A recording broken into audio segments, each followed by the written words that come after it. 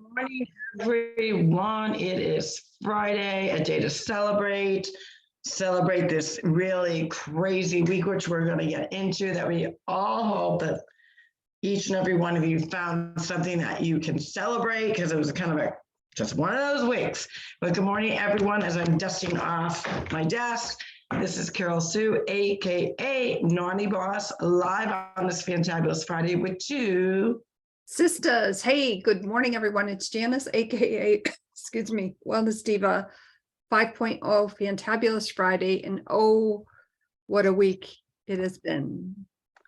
So when we last did our, I believe it was Wealth Wellness Wednesday, if I am not mistaken. I could be wrong. No, but that was correct, because I was exhausted. I was exhausted yesterday after the storm, so yes. Yeah, we were talking about the election and the kookiness and the craziness, and you know, we shared our very raw emotion, and normally I would not be as I guess vivacious or whatever you want to call it, but you know, that's really the intensity, I think, of not just what myself, but what a lot of people are feeling about the state of our union. Like what is troubling to me still, and you know, we're going to get into this a lot, I think, is, you know, I don't care whatever political party you are, and you know, if you voted the way you voted and whatever, but you cannot create your own set of facts. You can have your truth about something and have a totally different opinion on how you feel about a certain subject. And there's a lot of hot topics. We know that, but you cannot create your own set of facts. The facts are the facts. The facts are the facts, and that is true. And a lot of people use their opinion to interject as if it is truth. Now, I don't even like the whole saying, which has really been the saying for quite a few years now, like own your truth, know your truth. It's so, to me, no, that's not owning your truth, because your own truth may not be factual.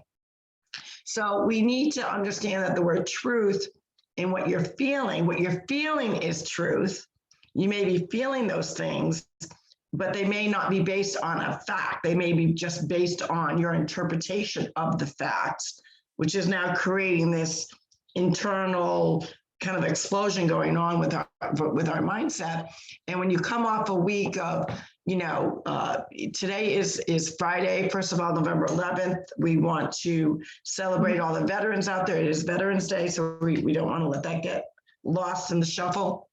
But today is November 11th. So let's think about that. November 8th was the actual election. But now when people really start understanding, and this is my opinion on how an election is run.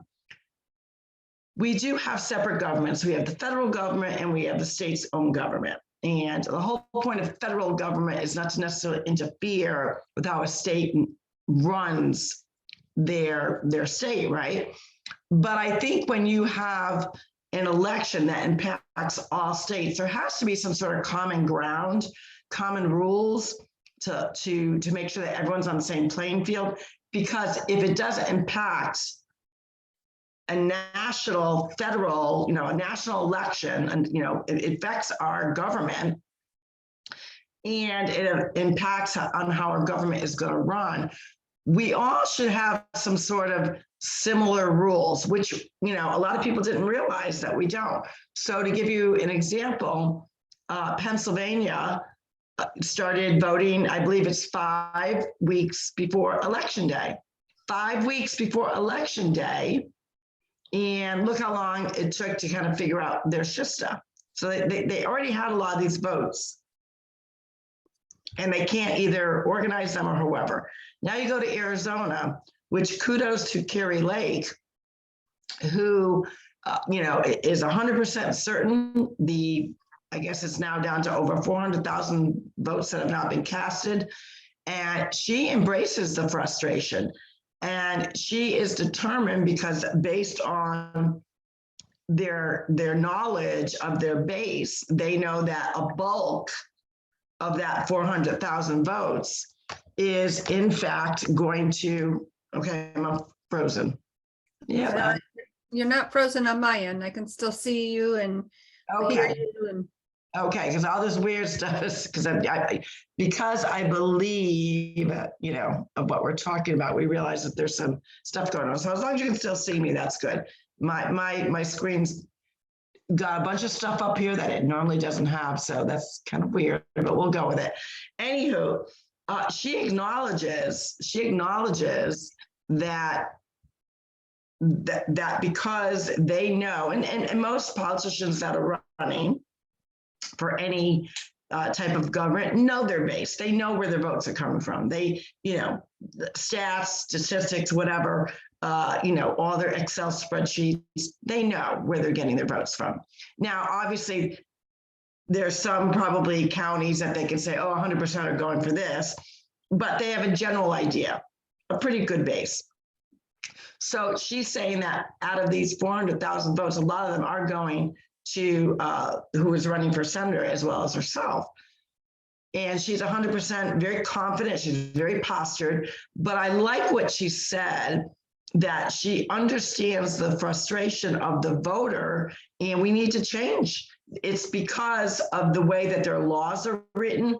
Now, some states, and I believe it's Nevada, because Nevada's having issues. We have 64 races that still have not been called. I'm not even sure that people even understand or realize that. And they're not, you know, they either they didn't plan on enough people stepping up to the plate. And you can see why people don't even want to volunteer anymore, because of the shenanigans that do go on. And anyone that says that these elections are perfectly clean year after year, you got blinders on, because they're not. We know cheating's going on. Is it widespread as it was in 2020? And yes, it was in 2020. There's a lot of evidence out there. But when you have so many different pieces of the political machine that prevent the truth from coming out or even being heard in a court of law, this is what we get. So they never cleaned up the atrocities, and believe me, they were atrocities that were contributing factors to 2020. Until you clean up the election process in each state, and there are some exceptions to the rule. Florida should be the poster child of how to run an election. Their population amount and how they do it. Yes, they do mail-in ballots, but there is a timeline of everything. You have to use your driver's license or military ID to vote, to actually prove who you are and that you actually are a registered voter. So you can be a citizen, but maybe you didn't change your address. Maybe you moved away and came back. If things are not, all the ducks are not in a row, you're not voting, because it's actually the citizen's responsibility before they vote that their town, their state knows who they are, knows that they're registered at the address that they live at. So there's all these checks and balances. In some states, obviously, by what we're seeing yet again, we saw this 4 years ago, but now we're seeing it again. And it's not to say that Florida didn't have their issues. They did. They had some serious issues. But what they did was they cleaned up their shista. And that's what a lot of these, and that's exactly what Carrie Lake is saying. When she gets, that's one of her first pieces of legislation, is to get legislation together and say, we're going to figure this out. We're going to be more expertise in it. We're going to make sure that the laws fit the narrative, because not only is it horrible for the Arizona citizens to wait, this election impacts the national level. We still don't even know definitely who's in power. And these are things that we need to know. So that's why I'm not sure that you want, quote, big government coming in and telling a state how to run its elections. But I think there has to be more accountability and getting, and all these governors, I mean, they get together for conferences, you know they do, get together and say, hey, we gotta do better by the people. Now, will they all 100% agree on how they want to run them? Of course not.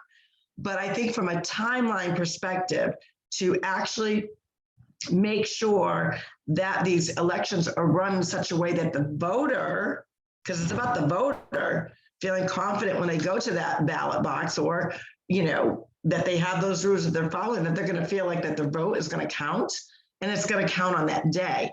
Now I think it's Nevada, that's what I was going to. Nevada, I believe, they can have votes come in postmarked up to 3 days after the election. Now, how ridiculous is it? So think about that. We know that if you feel a certain, from a national perspective, that your vote may not count now because you think maybe your party's ahead, or you think another party's too far ahead, that it's not going to make a difference, that's going to impact whether a person decides to send their ballot in. So there should not be this latitude of, after the fact, as long as it's postmarked. No. Now, I do agree. Well, I don't agree, but I do understand if it was postmarked the day of election, because maybe the lines were too long or whatever, but I don't even agree with that. Like, then why didn't you mail it out earlier? Like, I still don't even get that. I think voting day it should be sacred in the date. And that's when everything should already be in the possession of that state, period. Now, possession meaning they already have it. Not that they're waiting for mail 2 and 3 days later to see if it's postmarked. Already have on hand that day. Now, in Arizona's case, Carrie Lake specifically was talking about this drawer 3 that apparently at this big county, which she has a big following, so there's a big Republican hold, that because they were having issues with their ballot boxes, everything went into this locked drawer. They called it drawer 3, which contains 17,000 votes. Well, guess what, people? We are 3 days after the election. You already had them. You had them on the day. They were locked in the drawer, and no one still counted them. And then when you listen to the election officials who are condescending, who are arrogant, who do not understand why people are impatient, because, and now they're stating, oh, we won't get to it till maybe early next week. When you've got another state, such as Florida, that 93% of the votes, I believe, are in by 8 o'clock, 7:30. They knew there was actually, I think it was Senator Rubio that said that they knew at 7 p.m. Like the vote, like 93%, 94%. They knew that there was going to be no influctuation for that 6% that would make a difference. They're onto this. Now, did they have screw ups years ago? Absolutely, but they fixed the problem. They didn't ignore it. Arizona, you've had 4 years to fix your freaking problem. Nevada, which, we know what's in Nevada, Vegas. They can sure know how to count machines in a casino. They're counting money behind all the money that comes in from a casino. They can do that in a shift, but they cannot count votes. They have all these errors. So I think that's the frustration. And then, of course, now you add that in with the aftermath of the frustration, things in the balance. You have the clown on 1600 Pennsylvania Avenue going after private companies, he's going after the bluebird, he's going after that bluebird, and still threatening Americans by saying, no, we're going to fix it so, these people can't run. What does that even mean? So you've got all this turmoil from the now, then you got, Hurricane Nicole. You've got the uncertainty of what is going on. You've just got all and the full moon. So no wonder why everyone's had a kooky weekend. Somehow, TwoSistas has to inspire people to find and celebrate that. And we do. We go through that turmoil with you. We're with you in that turmoil. We get it. And we understand how it plays on your gut health, how it plays on your mindset, how it plays on your whole being. But somehow we have to find the blessings. And the blessings, I always say the blessings come, when we were talking about the blood moon, and of course, then the marketing of the red wave, I did not take the red wave, and this may be an unpopular view from a conservative. Conservatives probably will come down on me, and that's okay. I didn't interpret the red wave as that they were taking over the country. I looked at it as more symbolic, as that there was change. And let's embrace the change. There are blessings. We won. Conservatives won quite a few red states, even in California, which are they're still tabulating because some of them are close. Even in New York. Well, what the hell happened with Mass Hall? They didn't get anybody in. Then you have the whole thing about a dead congressman winning an election in Pennsylvania. And of course, they're mocking Pennsylvania because they have some shenanigans going on. That a dead, God rest his soul, congressman gets voted in by dead people, because we know a lot of dead people, identities were used in voting. So this is what happens. The elections become a joke, it can become frustrating, empathy, complacency. People just get sick of it. They get sick of the bullshit, and it turns them off. And we need the state governments, state governors have got to get their shista together and clean up their states. And I'm certain that Governor DeSantis would be more than happy to share his plan on how to run a very clean, pure, and accountable, timely election, don't you think? Oh, yeah, let's be real. This week has not like really been fun for anyone. No. It's really been a kind of shit show, but going back to you say clown, I say puppet person. His speech to the country, I believe it was I don't know, Wednesday, I guess it was. Day after the election, yeah. Yeah. And, the great uniter, and then bashing Americans. And then, he did take some questions. Oh, let me look at my list of 10 people. I have to ask 10 people. Like, this is the guy, this is the leader of the free country. And those questions and the answers were lame. Well, not only lame, he knew. And if people don't get that by now, that he gets the information ahead of time. And I don't even call him the leader anymore of the free world. I call him the clown, and the clown that's in the free world, because he's a clown. He's not cognitive. He's not, I don't care what anyone says. He suffers from something. I'm not a doctor. We're not doctors, but he could barely piece a sentence together.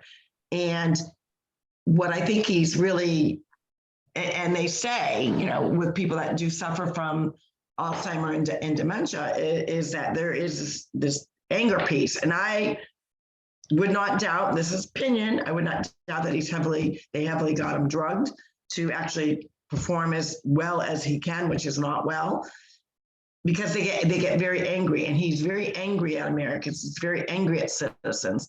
And if he can't put a sentence together, he actually used his own name in one of the speeches, that, like he was going to stop him. And then he had to slow down, and whether he's got an earpiece or whatever shenanigans they got going on to prop this puppet up, he had to kind of really think about it, and he just couldn't get the right words out. But he accused himself as being one of I was like, good Lord, what is going on here? So how do we, and then you had the red moon, and the red moon again is very, very biblical in its own right. So from my perspective, and I've had a lot of people ask me this question, what is going on? Divisiveness is going on. Divisiveness is going on from the bought and paid for media that is bought and paid for by the deep state. So when we talk about the deep state, a lot of people assume that it's just Democrats. No. The deep state is anyone that is not for our country, and it does consist of Democrats, Republicans, and some independents. That's the facts, people. If you don't want to understand what's going on in our country right now, it's about divisiveness. So the other big story this week is Trump mocking DeSantis, which he did mock him. He did mock him, but he was mocking him based on what Biden had mocked DeSantis on. And a lot of people don't get that. They say, oh, no, he's against, And I said, do you understand what's going on here? the media, because especially Newsmax to me is another, they're like a CNN, maybe a little higher end of CNN, and they're trying to like find their place in the media world. So they suck. But anywho, they're fueling this story about Trump and DeSantis. And I refuse to get into that because I thought to myself, any of you people learned anything over the last 6 years? These are two great leaders. Yes, Trump mocked DeSantis, but he was like, basically, Biden started it, and let's face it, Trump mocks people. He mocks the media, he mocks individuals. And a lot of people say, well, I'm tired of that. That's who he is. Is it an attribute that I particularly care for? No, but that's just who he is. So I don't get all jazzed up about that. What I get jazzed up about is someone who can go say what they're going to do and get the job done. So I don't care about the personal life. I don't care whose toes they're stepping on. I don't care who he mocks. I don't care. And I don't understand why conservatives are getting now sucked into that drama. So now you've got a lot of Republicans, and you even actually have a lot of Republican leadership that are fueling this fire of the two not liking each other, not going, and they're going.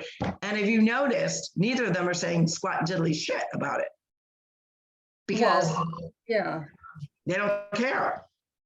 It's just so ridiculous. And then, of course, one of the times that I happened to turn the TV on in the afternoon for whatever reason, and somebody was saying they were showing like CNN and all those channels, and how they were talking about, maybe Fetterman being the front man for the presidential thing in 2024. And I'm like, oh Lordy, and I turned that right off. Well, my thing with him is he's really going to get a taste of reality when he goes to DC. I don't think his base or his say peers will be the little girl group, whatever they call them. I don't even know what they call them anymore. The squad, whatever. Yeah, the squad girls, whatever the hell they're called. I don't care. They'll embrace him. He's another one. He has some medical issues, and he can't even put a sentence together properly because he suffered a stroke. So, and that's pretty obvious. And I've heard from a lot of Pennsylvania citizens that said, we did not vote for him. We don't understand how he got in. So again, and I think Oz did a disservice. I think he should have never conceded. Why would you concede when all these states are waiting till a week later to get the results? And I wouldn't have conceded. I would have done some research to find out what the accuracy of these votes that they're counting in, or to double check. And that's sad that you have to do that. But because things are so not on the up and up, so I think Oz did a disservice. I don't agree with him. I think he should have waited it out, but he didn't. And the bottom line is, there are some people that voted this wacko in. You get what you get. But the problem is, they get what they get, but it also impacts. But I don't think he's going to be relevant. I think he's going to be a one shit pony show and be gone. I just either that or Pennsylvania citizens are that stupid. I don't know which. Then you have Massachusetts, which we talked in depth about, the stupid crap that they voted for. Who in their right mind? Yes, raise my taxes. Oh, please raise my taxes.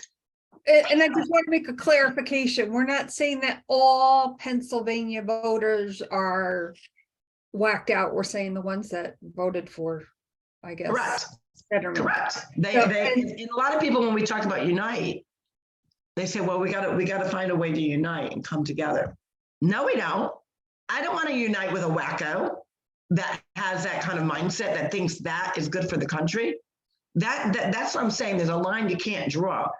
You can unite with and have resolve within yourself to say, I do not want to associate with people, or I do not want to have my elbows touching somebody that actually thinks that is what's good for our country, when it's so obviously that it's not.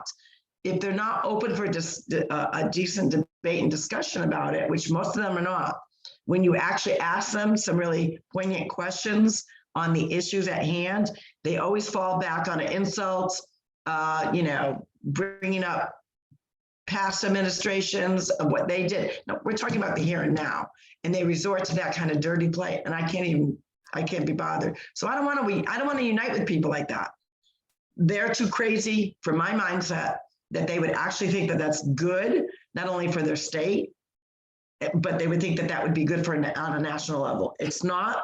And then this whole democracy overplaying on that word. So how, with all this going on, how do we find blessings? Well, God always finds a way. Like when he showed us the red blue moon, again, a lot of people use that as marketing for what they thought was going to happen. My mindset was different, that it was more of a washing of some, but also that some really had to, they're still not getting it. They had to bleed more. That this country has to, like when we say the country has to bleed you have to bleed to see. And so, for some people don't have to, they can just know it because of what they actually see that's going on, that's true, that's factual. Others are blinded to that. So there's a lot of blind people out there that I truly believe have to bleed more. And that's kind of what I got out of the blue moon and the red wave. And where was the blessing in that? Because then you have all these emotions going on, and then nature has a way of saying, well, this is a good time for a hurricane, let's do it. And after the hurricane, there was an absolute beautiful rainbow. Now, a lot of people that abuse the rainbow for an ideology do not understand the big biblical piece of what the rainbow means and what God's intentions of a rainbow. And we were very blessed that we had some great photographers. They got some great pictures of, especially Vero Beach, and this absolutely stunning rainbow over the beach with the ocean in the background. Absolutely stunning. So I thought to myself, that is a blessing. If you had something good that happened with your child, maybe they came home with a good report, or you scored a goal, or a touchdown, did wonderful. You had a great, really great day that you were just so proud about. That is a blessing. If despite all this turmoil that we're all feeling, you stuck to your diet, you still got in your fitness, you decided that, what, today's the day I'm cleaning out that closet. That is a win. Those are blessings. So despite whatever the world throws at us, whatever life throws at us, there are blessings. You got to just be open to them. Don't you agree? Oh, absolutely. Yeah. You always have to look at the silver lining. There's always a silver lining even in the midst of chaos, even in the midst of all this undecisiveness, there is that silver lining, and it's how you choose in your perception of it. And if those things around you are kind of filtering in and really bothering you and kind of derailing you, or take your attention away, and it just makes you frustrated, that's when you just got to turn it off. Even if you excuse me, even if you need to, for instance, snooze someone on Facebook, you can do that, of course, indiscriminately without someone knowing that you've done that. If you need to do that to protect your peace, to protect your energy, you must do that. And on that note, we want to wish our veterans, those past and especially who have given so much, the ultimate sacrifice, and to the veterans and their families who support them, we salute you. Thank you for your service to our country. And on that note, my name is Janis, aka Wellness Diva 5.0, and I'm with TwoSistas, and this is Carol Sue, aka Naughty Boss, on this Fantabulous Friday. Yes, it's fantabulous. You get up, you're breathing, right? You're going into a long weekend for a lot of people. This is a day to give thanks. You see a veteran out there, make sure you thank them for their service. That means so much to them. They don't need these huge accolades. But it's nice to be recognized. It's nice to feel appreciated. Don't we all want to feel appreciated? And that's something that, we pat ourselves on the back when we do a good job. We also want to pat the backs of those that gave so much of their time of being away from their family to serve. There's something about serving, whether this service is in country, service is in first responders, but service that actually gives us the freedom to be able to even have elections. So that is something that we want to give praise and thank to. We wish you a great Veterans Day and a great long weekend. We hope you have a great weekend. Slow down a little bit, tune things out, turn things off, and you be the one to turn things on in a positive way in your life and in others. We will see you Monday for Monday Mindset. Take care, everyone. Bye-bye. Everyone.